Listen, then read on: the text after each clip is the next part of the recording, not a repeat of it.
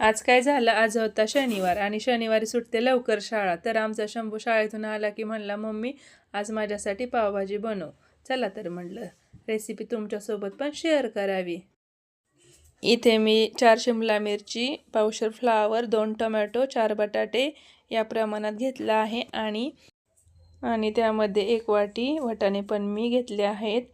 आणि भाज्या या पद्धतीने छान बारीक कट करून घ्यायच्या आणि त्यामध्ये 1 ग्लास पाणी घालून कुकरच्या 3 शिट्ट्या करून घ्यायच्या. पाहू शकता या पद्धतीने. आणि इथे आपल्या 3 शिट्ट्या झाल्या आहेत. तर तुम्ही पाहू शकता आपल्या भाज्या खूप छान अशा शिजल्या झाल्या आहेत आणि मॅशरने त्याला असं बारीक करून घ्यायचं.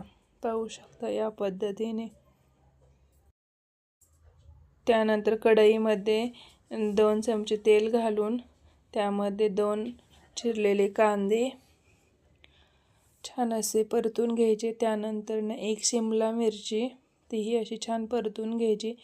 लसूण अद्रक पेस्ट 1 चमचाभर घालून घ्यायचं. त्यानंतर त्यामध्ये टोमॅटो 1 बारीक चिरलेला घालून घ्यायचा आणि छान तेल सुटेपर्यंत छान असं परतून घ्यायचं.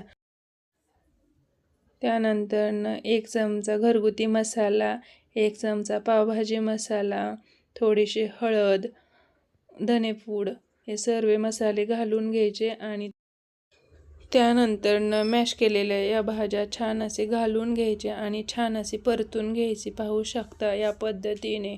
आणि त्यानंतर आपल्याला पाहिजे तेवढं पाणी आपण घालून घ्यायचं आणि त्यानंतर चवीनुसार मीठ घालून घ्यायचं आणि 1 चमचा तूप घालून घ्यायचं. पाहू शकता. चला तर मग इथे आपली पावभाजी तयार झालेली आहे. कशी झाली आहे नक्की कमेंट करून सांगा. आणि त्यानंतर मी इथे छान असे पाव गरम करून घेत आहे तूप लावून.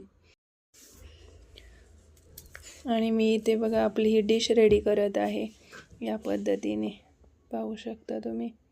आणि त्याच्यावर छान असं तूप आणि कांदा, कोथिंबीर घालून घ्यायची. आणि ही आपली इथे पावभाजी रेडी झालेली आहे खाण्यासाठी.